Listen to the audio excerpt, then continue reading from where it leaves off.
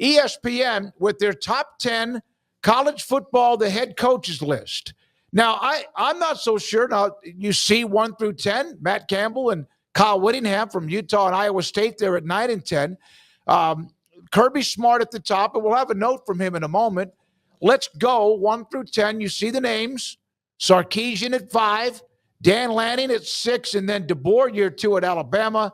And now, Craig and Paul, your thoughts about the top 10. I have a hard time taking anybody out. Like, I could reshuffle it all I wanted to, but based on accomplishment, I think this is pretty well the right thing. You've got, the top 3 guys are the only guys coaching right now that have national titles actively.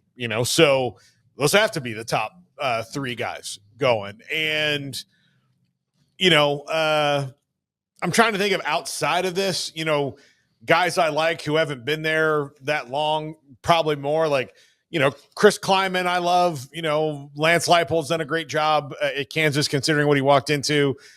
Kenny Dillingham's only really, been there a short time, so he doesn't have enough, but I see that the arrow pointed up, but outside of that, there's nobody who's jumping out at me that's an egregious omission Craig? On this list.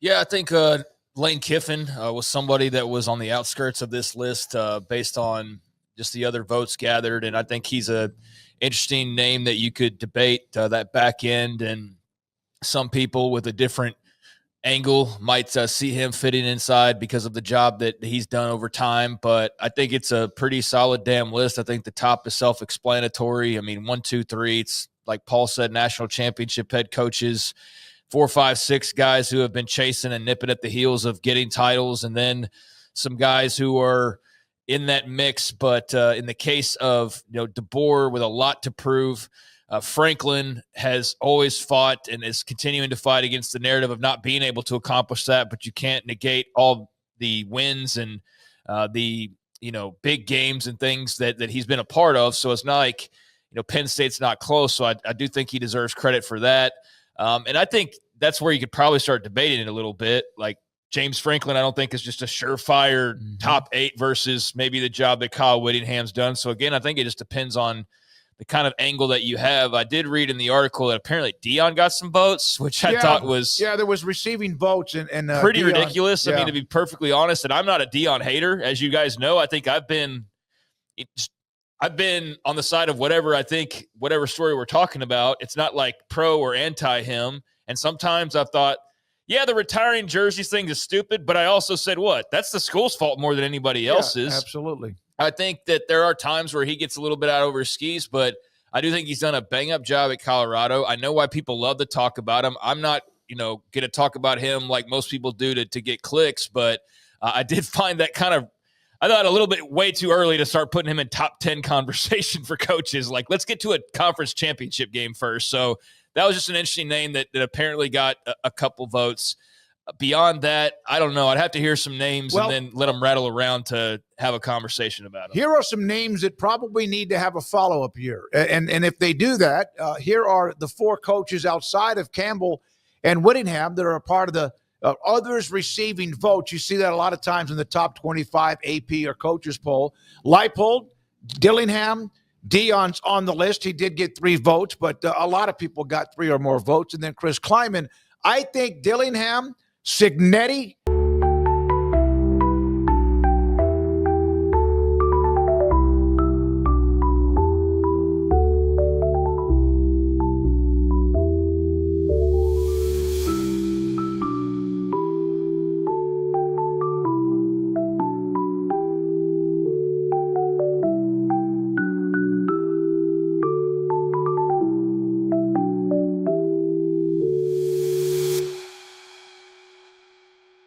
and you could probably throw another name or 2 in here. Have to do like Rhett Lashley, up and coming, very good young coaches who have done a hell of a job, but need to continue that on the upward type of, I guess you say, curve.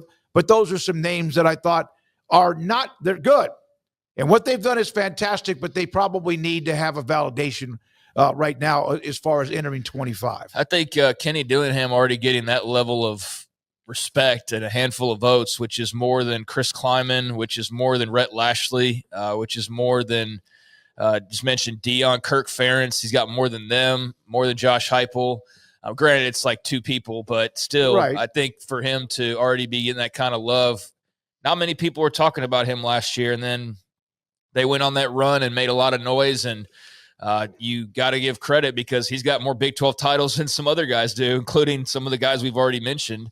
So he's a name that's really going to be fascinating to see how fast and how high his star rises if they are, in fact, just beginning there in Arizona State. And that wasn't just some, hey, they won the title and then they win another one 7 or 8 years from now. It's like, what if they win another one here pretty soon? And then what is he able to build? And then what kind of attention does that bring? So he's definitely one of those coaches that you have to keep your eye on here in the present and future. So interesting to see him already getting a little bit of respect. I think Cignetti is somebody who I would have been interested to see where he was prior to last year on this list, but he still would have probably gotten some votes. Brian Kelly got a lot of votes. He was the first man out of this list, followed by Belichick, which I don't know that I'd have him anywhere in that because he hasn't coached a single college game. So I'm not giving him credit for Super Bowls when I haven't seen him, play a single game on a Saturday and, who knows where, in Clemson, South Carolina, for example. I also haven't seen him win a lot of games without Tom Brady. Yeah. So, I'm not one who separates the coach and quarterback and says this one could have done it without that one, although Tom Brady went and did it. But there's a lot of factors like putting Bill Belichick in there. Yes, he's the greatest professional coach of all time. We know that. The accomplishments cannot be argued with. He has more Super Bowls than any coach of all time. But it's different in college. Now, it's more similar now than it used to be, but he also only has a 3-year deal for a reason, for several reasons. I think that's premature to put him as a college coach because, we've seen it work both ways. Pete Carroll and Jimmy Johnson are only the two ones who have broken through and had success at both levels, where they've won national titles in college, and Pete Carroll did it. He won national titles in college after not being successful in the NFL, then won Super Bowls. Jimmy Johnson won a national title, then won Super Bowls. And there's not a lot of guys who have success at both levels because it has been, at least until now, a very different kind of job. Yeah, now it's basically they're coaching professional football. Mm-hmm. Here's a note about a couple of notes on after the top 10 was released, and then, of course, the others receiving votes. One said, I actually had to wipe my eyes and do a double take. Chris Kleiman with only one vote. He was at the bottom of the others along with Kirk Ferentz. Kirk Ferentz can take, you can question, no doubt, about how much challenge it was for them to get a first down and score points. But the son of a gun has won consistently year in and year out and was at points close to being a team that could win a Big Ten title. You know the reason that Kirk Ferentz is not on this list is because he was stubborn in adapting. If he had just adapted a little bit, he'd definitely be on this list. But they're also just boring and forgettable, and I don't mean that as a shot. I just mean most people are putting together the list. They're not thinking of Iowa probably all that often, unless you're in that area, and then he comes to mind pretty quickly. But I think if you got some dude out on the West Coast or in the Deep South, and they're combing through names, then they're probably more apt to give some credit elsewhere than they are to give to Kirk Ferentz. I think is probably part of it. At least that's where I could see that coming from. He wasn't completely shut out. He did get a vote, which was the same as Kleiman, but that was less than Dion, far less than Dillingham. Leipold got a lot of votes, and he's done a really good job at Kansas. So good to see him getting a level of respect. I think that's also obviously his pre-Kansas resume as much as anything else as well, but also what he's done there. Wouldn't that also prop up Kleiman for his pre-K-State? And he's also won at K-State. I would think that those guys could flip where they are, with all due respect. We like Leipold and Kleiman, but that's a pretty big gap between the two of them when it comes to the votes. Here's another one, and we'll hear from Alexis Cubitt at 4. The guy who flies furthest beneath the radar is Louisville's Jeff Brom. He took Western Kentucky to 3 consecutive bowl games, took Purdue to a Big Ten title game, and has won 19 games in 2 years at Louisville. So Jeff Brom is just outside that top 10 as somebody that when they discussed the list on who all voted, that they were surprised that Brom was not inside the top 10. I'm not you're so reading sure off David Hale's explanation for why he Yeah. had Braum in there, and I think that's a guy who does fly a bit under the radar. I think it's similar to like with the Iowa and Kirk Ferentz thing. I just think some of that's regional, and you don't necessarily just have those names pop in your head nationally as you do with a Lane Kiffin, for example, or obviously the Ryan Days and Dan Lennings and those types of names that you see all the time, whether it's television or it's one of the websites interviewing them or whatever the case may be. So, it's good to see there is some equal representation spread across the various conferences. It's not just a list that's hogged by the typical two. But I was, I guess, somewhat surprised, but not shocked to see Matt Campbell get the top 10 respect. I mean, I feel like he does get respect, but I wasn't completely sure that he'd get the nod over a Lane Kiffin, for example, or even a Cignetti being in Big Ten country with all the media they have up there. But yeah, Campbell got that. I mean, he's still searching for that first championship, but he's been knocking on the door. Last year, their biggest year ever. Dillingham and company spoiled that to some degree, but they are knocking on the door, so he continues to get love. And at least for right now, it sounds like the coaching carousel stuff is kind of dissipated, and we're not like every single cycle going, oh, Matt Campbell's leaving Ames this year. It's sort of been long enough now where you're more along the lines of, I mean, he might leave one day, but he also could very well stay there because he's already been there damn near he could be decade already. For them. I think when Matt Campbell leaves, it's going to be one of those things where, well, he's turned down 20 jobs before, so we're not going to put him on this list. Then it's all of a sudden Matt Campbell is the new head coach here because he just did it. But I don't think he's the grass is greener guy. And he's also realized with the success he's had, like Kirk Ferentz in Iowa, they've had two coaches for the last 100 years. They're like the Steelers of college football. And he had to live up to Hayden Fry, and I think he's done that in his own way. So Matt Campbell has no one to live up to. It's his program. There's so much that like you give up when you say like, okay, well, I'm going to go take over for this legendary coach.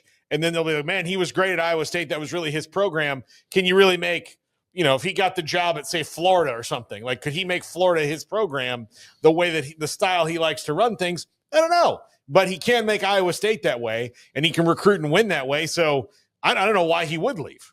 I think much like when Nico left Tennessee, and we know Tennessee started looking around, and rightfully so, there was a lot of talk about them coming trying to poach the Big 12 quarterbacks, and they should have. Like, that's what I would have done too. I would have gone and called Josh Hoover right away and said, hey, what is your interest level? I would have gone and called Sawyer Robertson and said, what's your interest level? And a handful of others potentially as well.